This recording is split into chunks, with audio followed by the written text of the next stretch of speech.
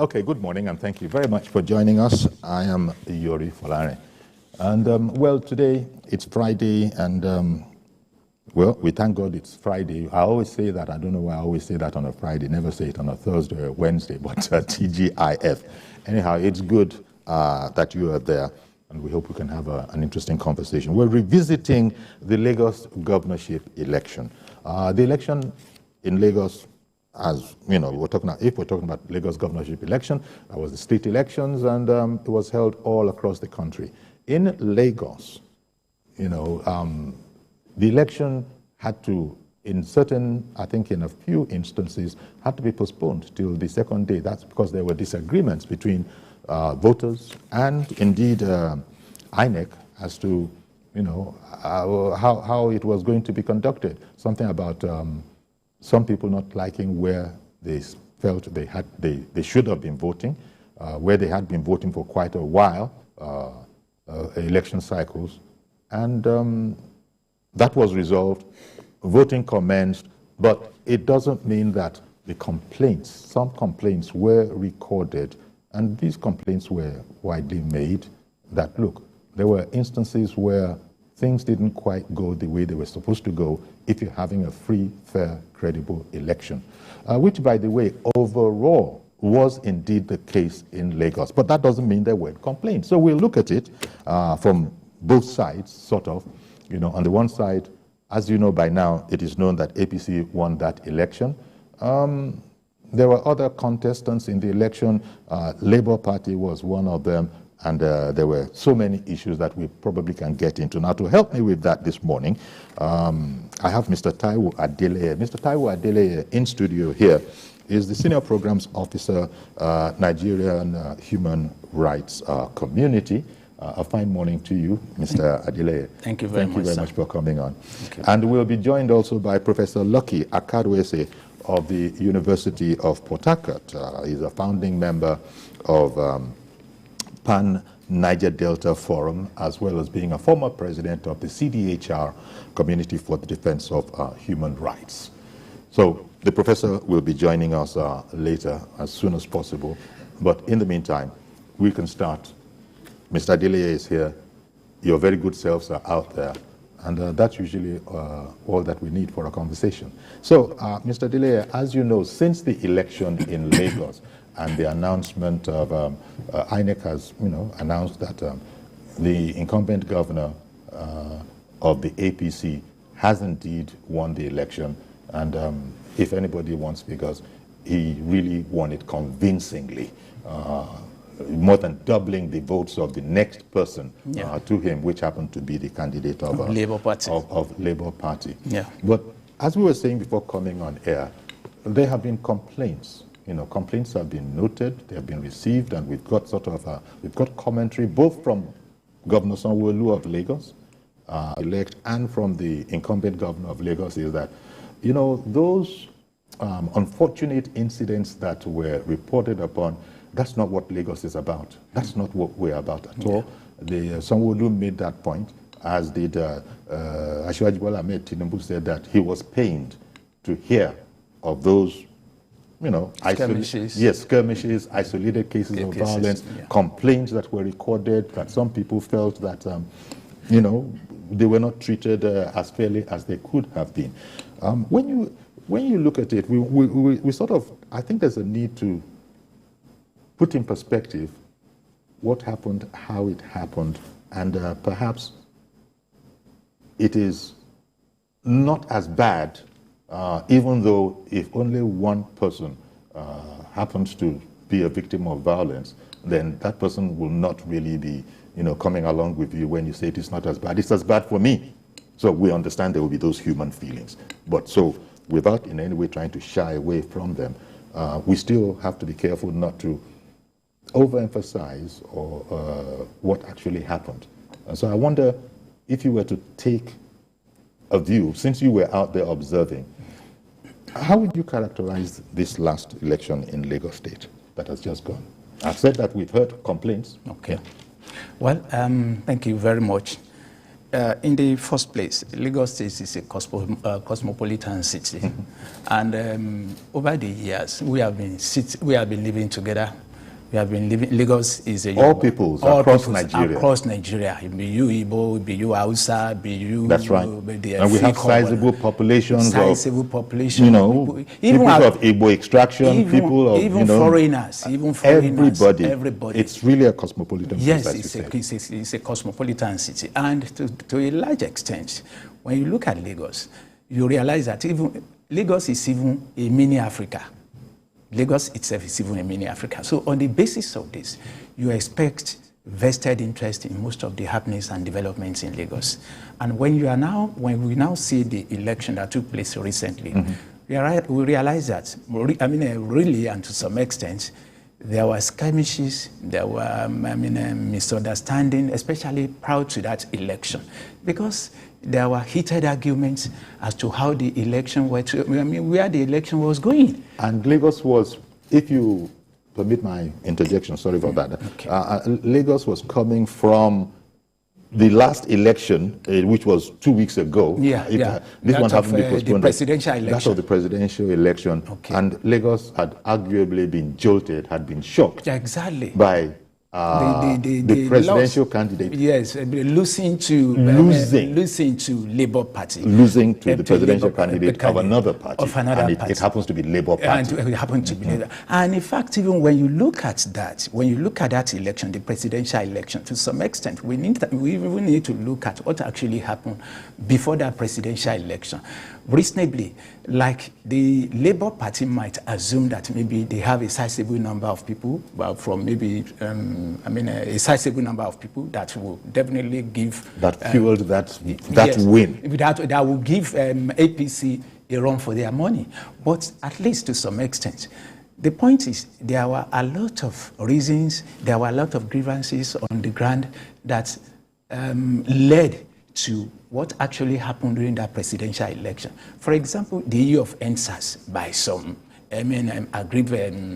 maybe youths in Lagos, they wrongly assumed that maybe it was on account of maybe the instruction of the presidential candidate of APC. He had a hand in that. Some of those people it was a kind of protest vote on the part of some group of people like that.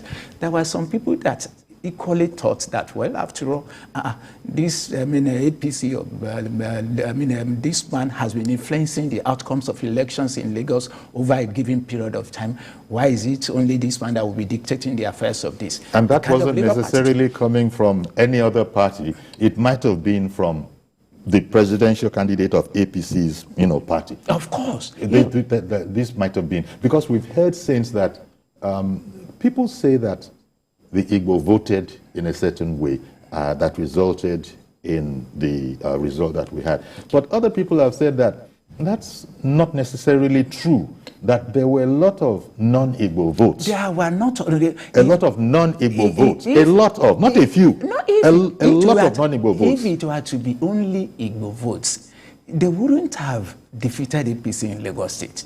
Even a lot of people from Yoruba extraction, even from outside extraction, because there were a lot of reasons which people had before going to that election. Okay. And that's, for example, the issue of the students, something I'm talking about. It's not only the students that protested during NSAS.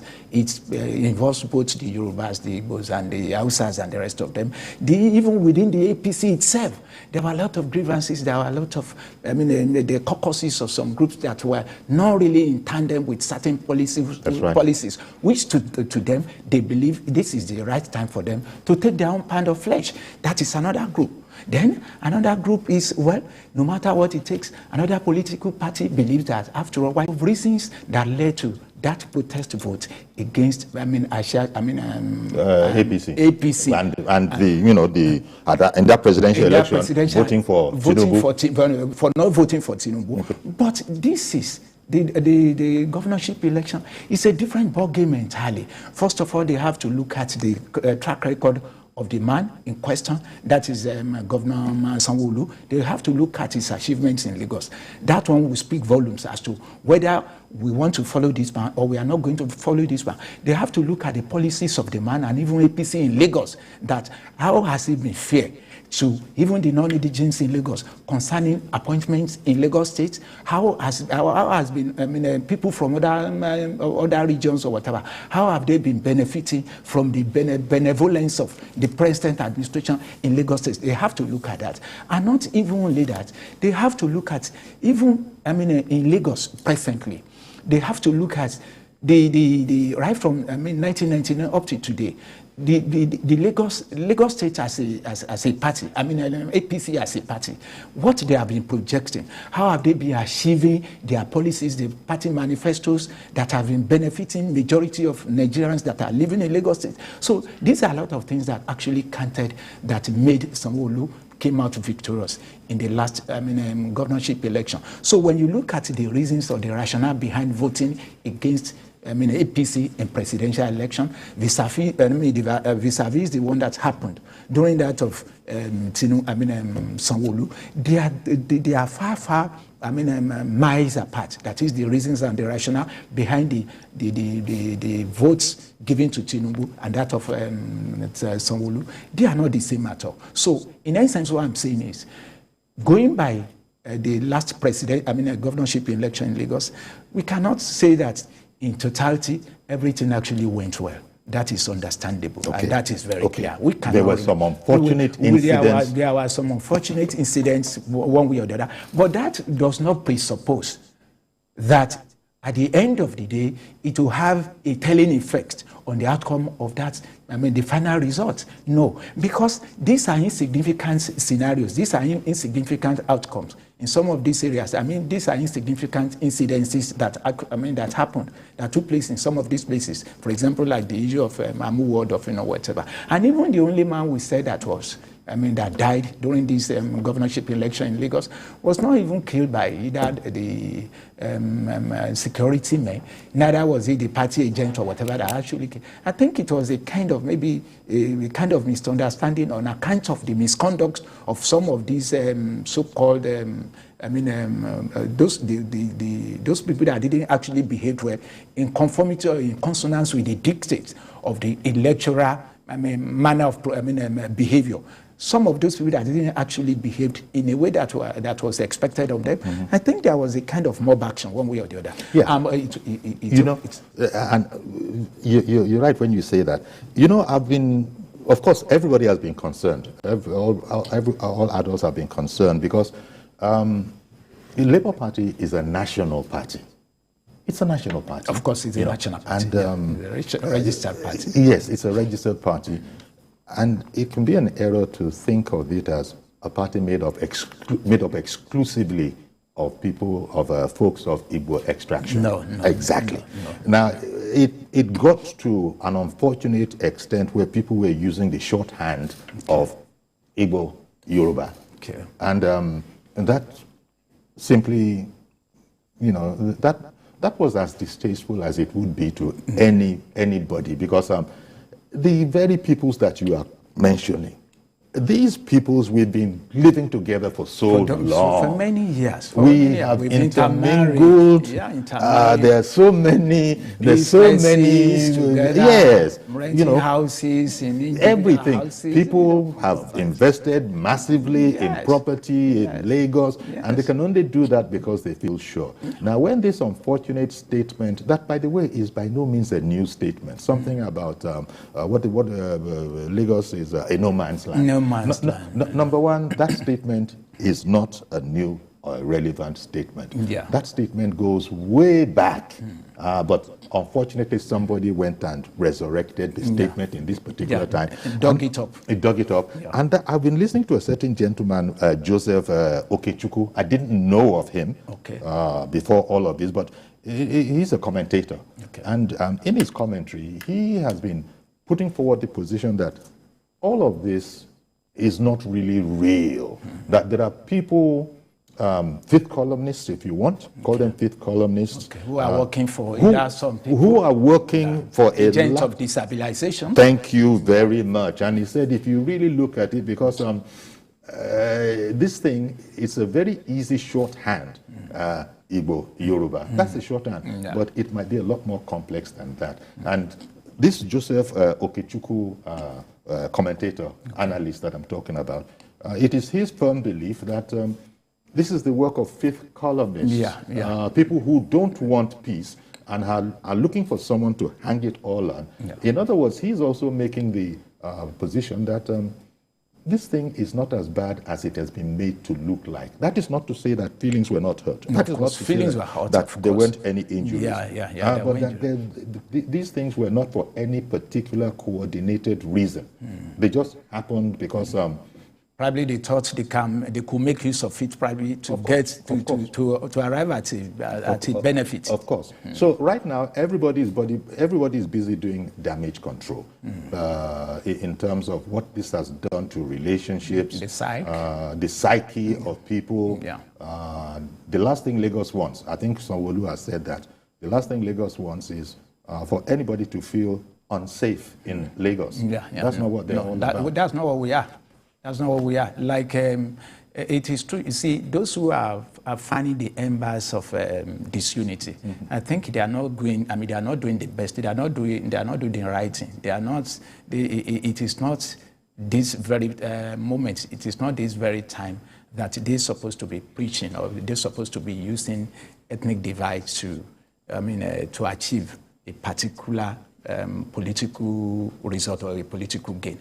The point is, at this very moment, Nigeria is we're at a very tense stage, whereby free nerves supposed to go down. Yes. Mistakes were made. Problems. There were a lot of challenges. There were a lot of problems. There were a lot of tensions there and there. But at the end of the election has been conducted. It has been won. It has been lost. Then it is now for us to come back to negotiate, to discuss, to come back to what we are, to come back to what we used to be, to come back to operate, to discuss, and to integrate, so that at the end of the day, the benefit of democracy, which we are trying to get, everybody will be a partaker.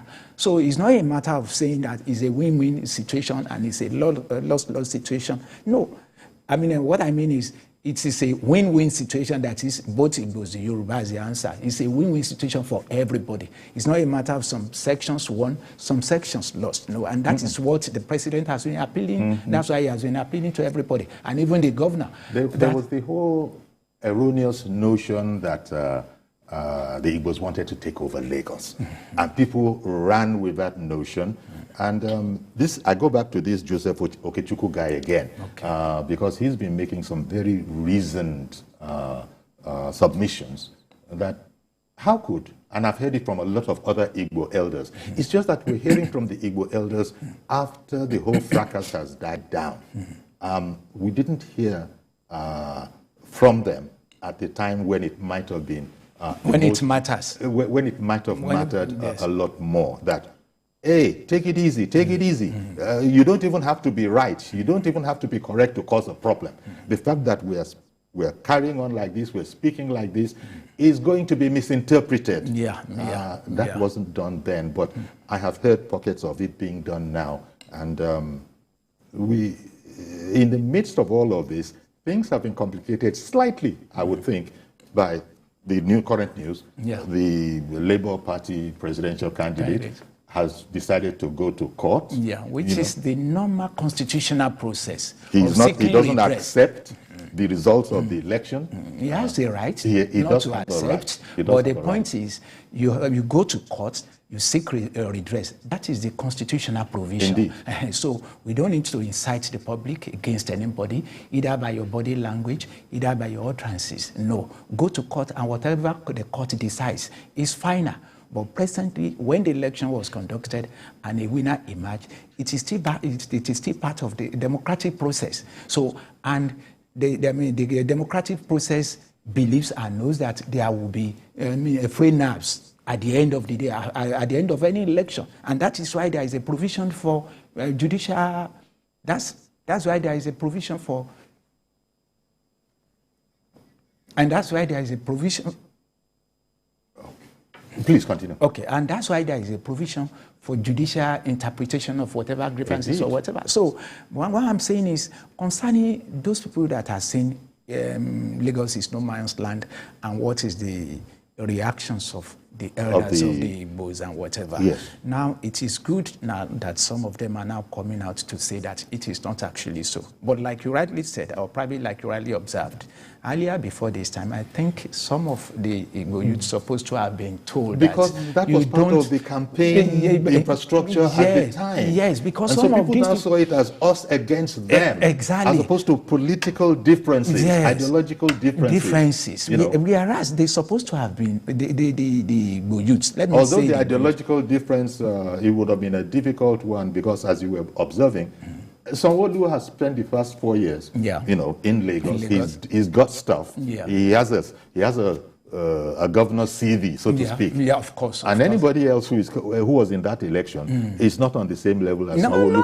So that really worked a lot for him. Yeah. But it doesn't make anybody else's chances an impossible task. No. Let's go to the election and see. Of course, but that is the beauty of democracy. Sanwo-Olu's service was standing him in very, very good stead. At least going by his track record. Yes. But now to go across from that and now begin to cause problems where there were none before the election is what is a big, serious problem. Mazi Okoroafo, good morning to you, sir. Good morning, sir. Good morning, Mr. Dede. Yes. Good morning. Good morning. Yeah, you see, what we are seeing now in Nigeria, we have to find a solution before 2027 election. Okay. If you go to Abia State or Enugu State or Port Harcourt, what you are seeing now in Lagos, this ethnicity or tribality was what was the talk of the town. And you ask yourself, Nigeria, we are talking about unity. Unity means that everybody, no matter your tribe, whether Igbo, Yoruba, Hausa, the major three languages in Nigeria, we are all one. But when you go to politics, you see Nigeria started to this one is our own people. That to me, it doesn't make sense. Let's ask the question: football match or football practice or match. Let's say football match or tournament. Do we go there to decide about tribe? Nobody cares. That this one is Igbo, Yoruba. Nobody cares. We're looking for somebody who knows how to, as a striker, as a goalkeeper, as a defender. That is what you want, irrespective of tribe, not there. But I still know when it comes to politics, the top echelon, that is the people who call themselves they are the top politicians in Nigeria. And the youths will be there. Instead of them to think about what to do for the unity of the country, they start bringing all this. But to me, it doesn't make sense. It doesn't. We have to be very careful. Indeed. Look, let us go back to history. At 70s, what was the cause of civil war?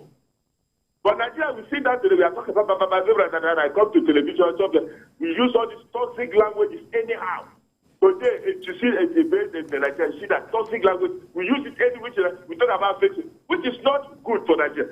Go and find out the causes of Nigerian civil war. Up to today, I'm from the east, Abia State, Aruchuku, Akane.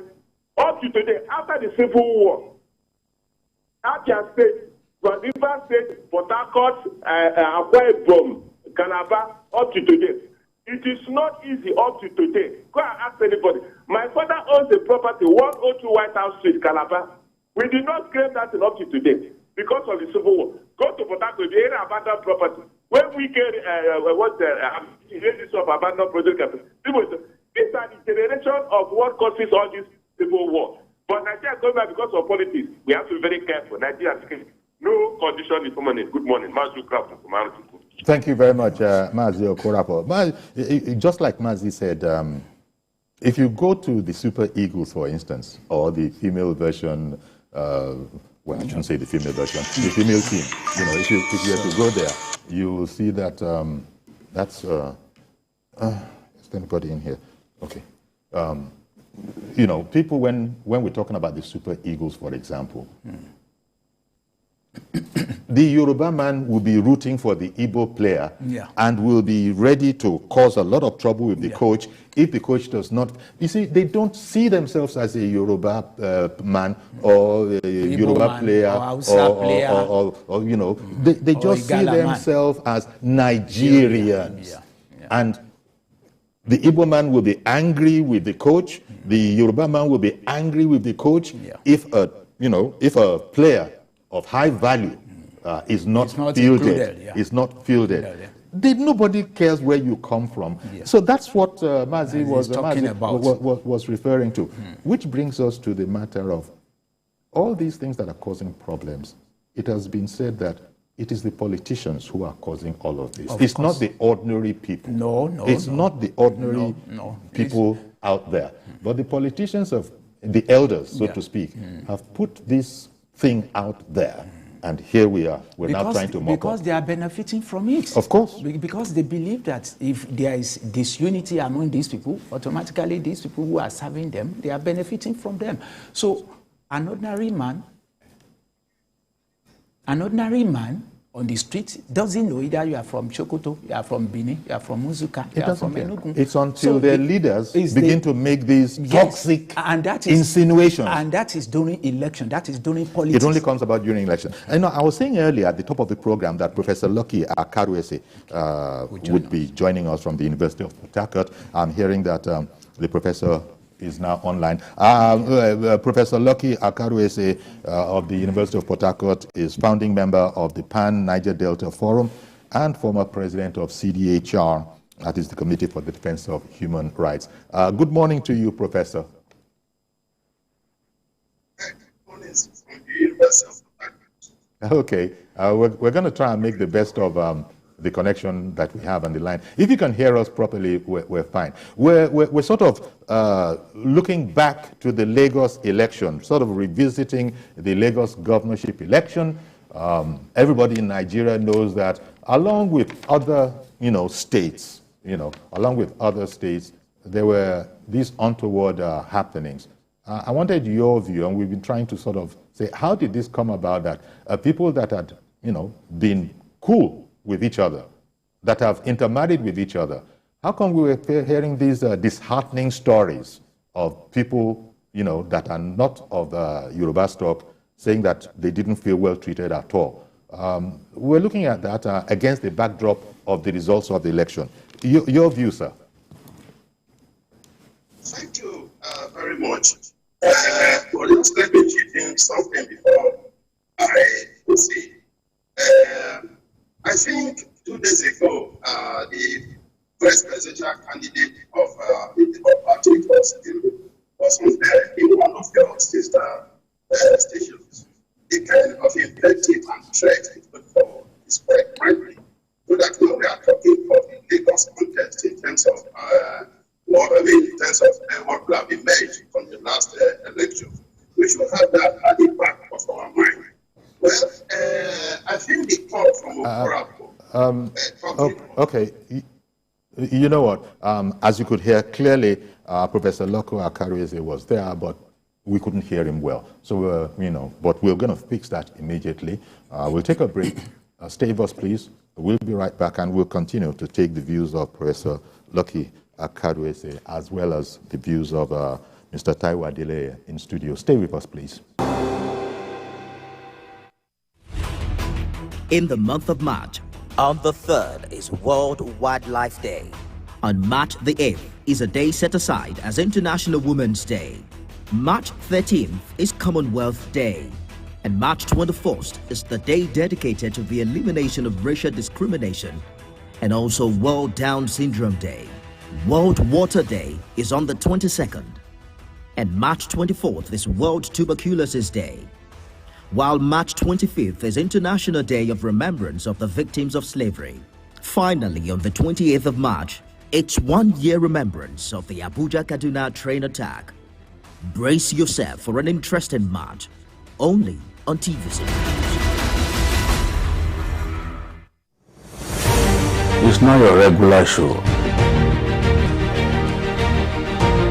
It's an online interactive session where we share my views on the everyday issues that cut across politics, security, health, current affairs, governance, and so much more. I am passionate about our country. I choose to support any conversation geared towards building a better Nigeria. I am Babajide Kolade Otitoju. Join me every Saturday on TVC News YouTube channel as I discuss Nigeria and the world at large on the show, Issues with Jide. doubt and fear doesn't occur at the canvas, it shows in the canvas. It shows the conation of raw earthen material slabbed, stroked and molded at a pace provided by the doubt and fear. Every move way in the struggle of one to the other, merging the past to the present, brushstrokes of colors seen but not known. For when the wailing stops, the pieces settle down in abject beauty erected for a century of a century. Speaking, advocating, protesting as the arts are meant to be.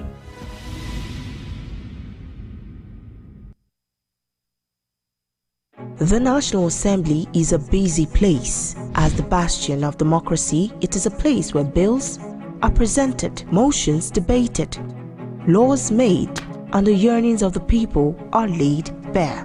Come with us as we take you through the workings of the National Assembly. We take you through plenary, committee meetings, and probes, all to ensure smooth working of the democratic process.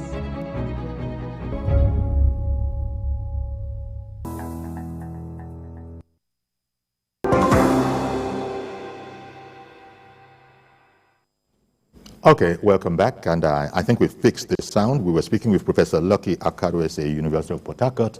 Very good now. So, okay, thank you very much. Sure. What I was saying was that while we are going to discuss the Lagos issue, yes, we must have at the back of our mind the kind of threat and invectives that came up when the vice presidential candidate of the Labour Party was being interviewed in one of your sister stations about 2 days ago. Okay. Well, back to the issue of Lagos, I listened to one Prof who spoke, and when you re-echo this word, you talked of being married together for years and rest of them. Please let me remind you, in 1993, the former Communist Republic of Czechoslovakia, Czech and the Slovakian, a country made up of two ethnic groups, parted. They parted January 1993. So what I'm trying to say, if you are talking of unity, we talked of unity in diversity. But when it comes to the issue of nations, please note what we refer to as ethnicity or ethnic here. In Europe and America, they use the word nation. If you talk of nation, look at any definition of nation. First and basic to any definition of nation is linguistic affinity. The situation in Nigeria, we all know, which could be converted into strength. Look, the February 25th election, the Labour Party surprisingly won Lagos State. And possibly, look, I'm in Port Harcourt here. Port Harcourt is as cosmopolitan as Lagos. Once you are here, especially in my university, you feel free and rest of them. But that does not mean that the issue of indigeneity or those who are indigenous to that place before it became a cosmopolitan community don't know themselves. They know they have their families. I think what happened in Lagos was that after, I schooled at Ile-Ife. I was in Ile-Ife for 5 years schooling. And the environment there is extremely very liberal. That is the West. It's very, very liberal. And I schooled also in University of Nigeria, Nsukka. So I understand the environment there. But that of the West, the Yoruba-speaking area is extremely very liberal. That does not mean that that level of liberalism will be such that in future, a community that I inherited from my parents, I will now say it is no man's land. And no, definitely few individuals will be saying that for whatever reason. Lagos is a community that is tolerant of any person from all over the world and rest of them.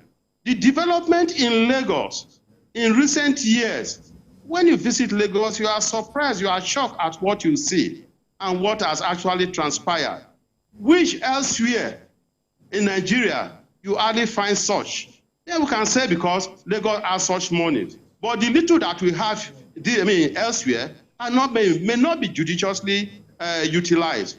So what I'm trying to put forward is this, that we must acknowledge that those who are indigenous to Lagos and their kids and kins in that environment will always be conscious of the fact that, look, no matter how liberal we are, why should we, community, 1991, what happened to the Soviet Union? None of us ever thought Soviet Union was going to experience that based on the principle of class analysis. But it break up.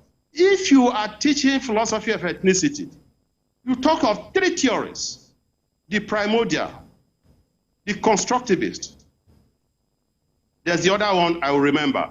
But what basically is that the primordial will tell you that it is biological.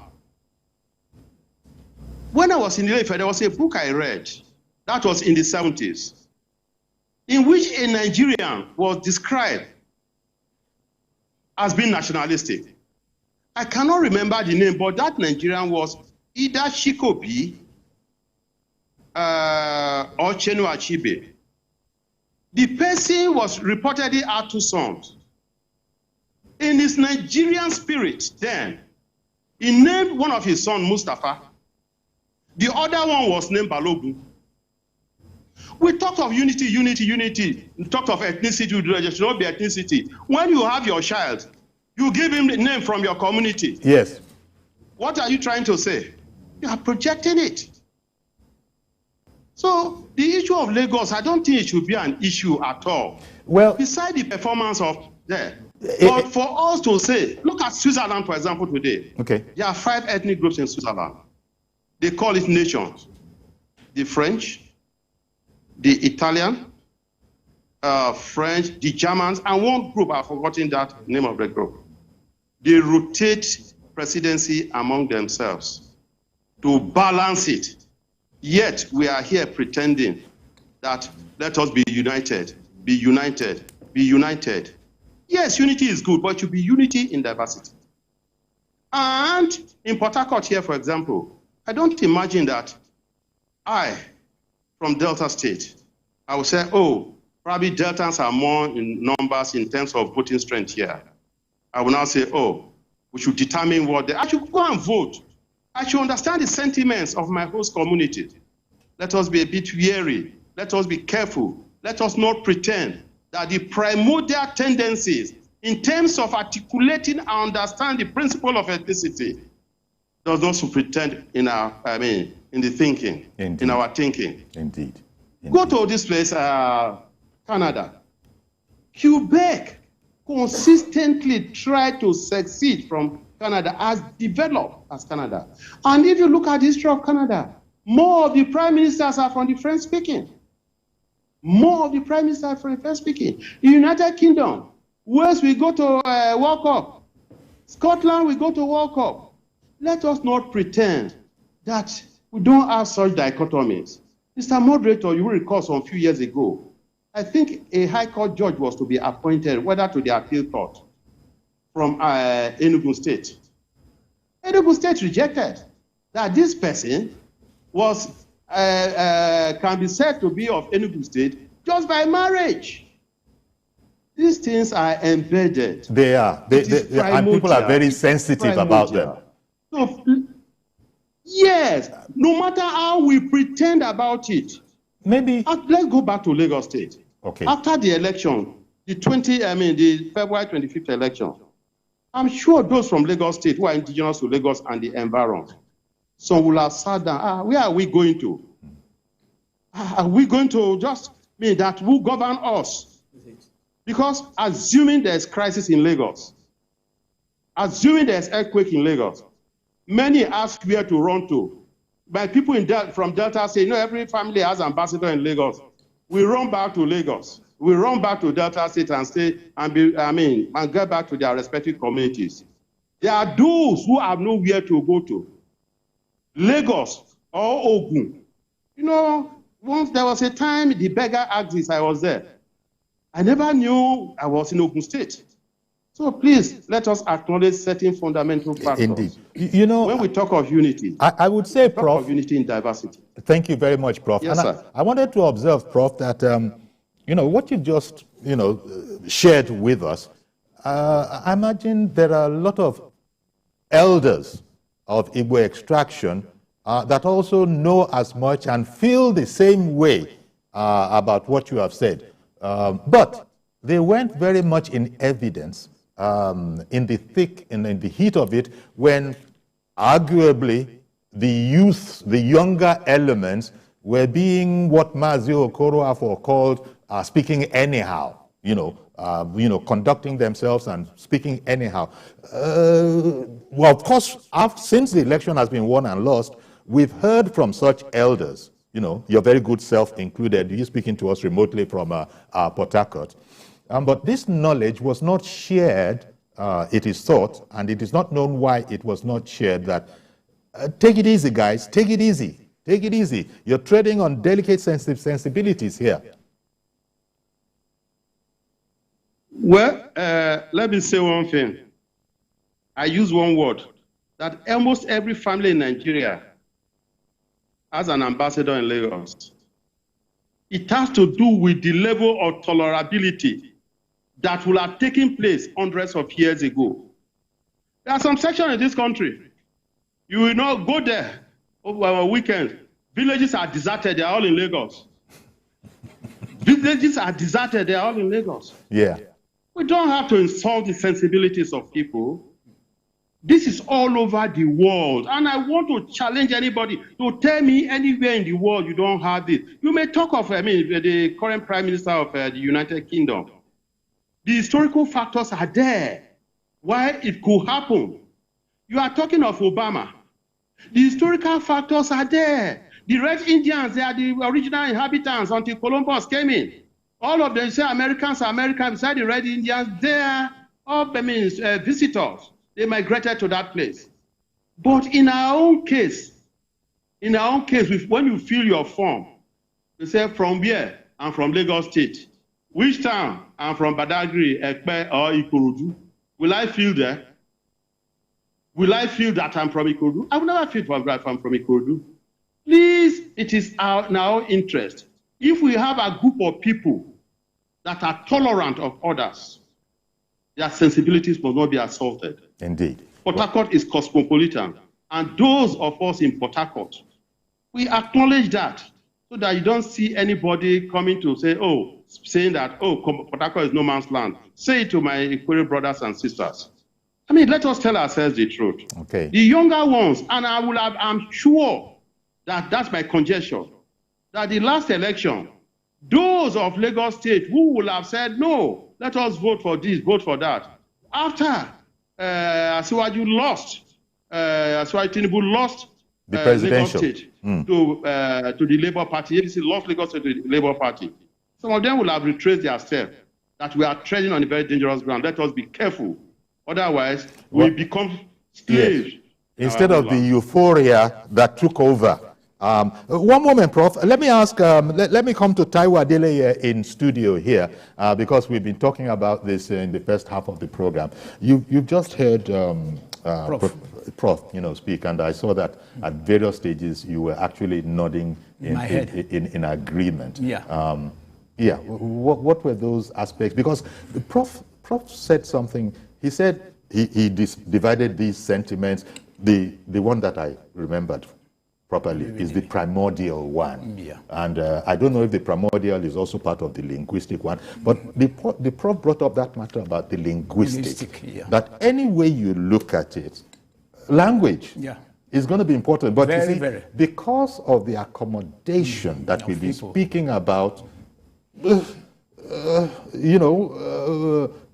like people had sort of become far too relaxed and perhaps missed that this might just be a very, very dangerous in terms of how delicate it was. Because the youths were euphoric. Yeah.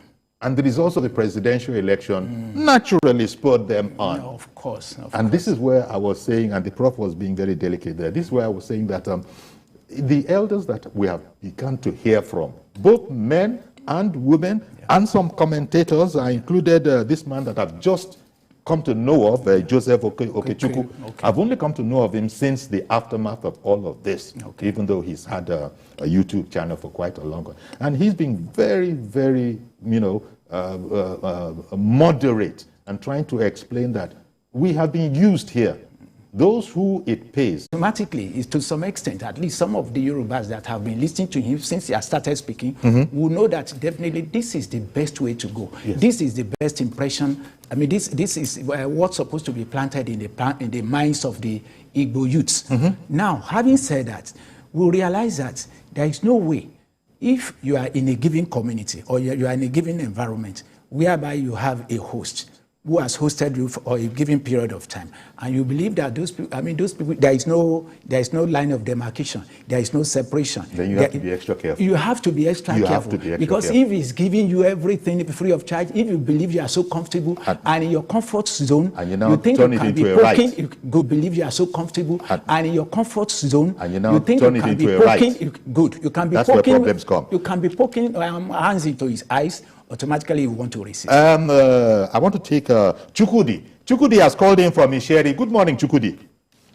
Good morning. Good morning, Uncle Yomi. Good morning, sir. Please go ahead. Okay, a quick one. I am not comfortable with this narrative that we are pushing across board in terms of accommodation. Okay. People accommodated you in a place. Why are we feeling accommodated? I thought we were preaching one Nigeria. I thought we were preaching that even this thing we wrote about the political authority, when you are trying to apply for one thing or the other, should be abolished. Why are we talking about one Nigeria and people in a place is being stereotyped to be feeling accommodated? And we call ourselves one Nigeria. Remember that Igbos travel everywhere in the country, and they are more Nigerian than other tribes. And I think they should be commended.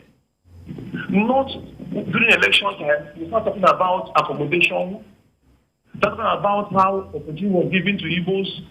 Remember, there are other tribes in Igbo land too, enjoying themselves. In fact, I have a friend, a European friend, in Igbo. He doesn't want to come back to Lagos again. He doesn't want to come back to Igbo balance again. He's comfortable enjoying himself there. And no discriminations.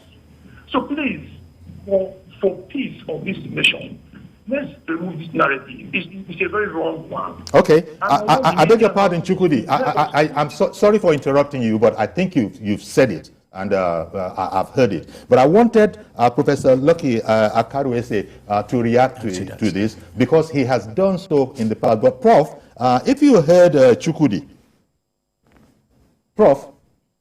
Yes, he used one word. Igbos are more Nigerians than others. Yeah. If you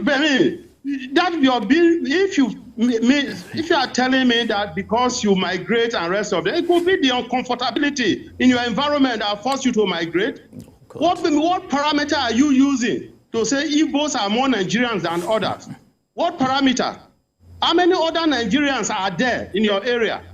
Compare it. Do some comparative analysis. Your migration does not mean that because you love Nigeria. It is the issue of self-interest, the principle of enlightening self-interest. How will you know that you are more Nigerian than others? When you talk of Nigerian unity, yes, there can be unity. But that does not mean, what is federalism? Then you are me, what is federalism? Okay, Prof. There are two sets of laws, exist side by side within the same geopolitical community called Nigeria. So the fact that we are saying that you know this means that this group belongs to this. Okay, we are all united. Why do you have states? When Abia was carved from Imo, the acrimony, the bitterness that followed up, have you forgotten? Okay. I told you of an example of a woman, a female judge that was to be elevated to the appeal court. Those from Enugu State protested this thing within the Igbo enclave. Exactly. So please, and you had made the point. You had also made the point, Prof. You had also made the point, Prof, that if you're a Lagosian, of course, the next question is going to be from where. And you had said of yourself, am I going to feel Ikorodu? Am I going to feel whatever, you know? Badagry. Yeah, Badagry. So it's one of those kind of questions. It's a sensitive aspect. I thank Chukwudi Inisheri for calling in about the matter. But we virtually run out of time. We just wanted to, you know, refer back to that election and some of the problems, and it looks like we are addressing those problems now among ourselves, both Yoruba and non-Yoruba stock. I'm going to have to leave it here, but I can't do so without thanking Professor Lucky Akaroese of the University of Port Harcourt. Professor Akaroese is a former president of the Committee for the Defense of Human Rights, as well as being a founding member of Pan Niger Delta Forum. Prof, thank you very much for coming on the program. But let me say, yes, I think people should create a program for us to discuss ethnicity all over the world. Yeah. And tell me where it does not exist. Okay, sir. Thank you very much. Once again, for coming on the program as well. And Mr. Adele, we've got to leave it here. We've completely run out of time. In fact, I shouldn't be saying this. If you look at that lady there, she's just looking at me. So when am I going to leave this place so we can come and do the news? So thank you very much for coming on well. Thank you very much. Okay, so that's our program today. Please join us on Monday for a fresh edition. I am Yori Folari. Bye-bye for now.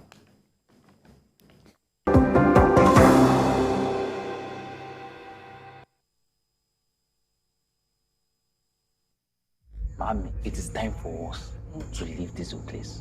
One of your earrings is missing. No one will find it. I'm not willing to Go through the content of this envelope and check every single thing. It's done. No one will ever find out the truth.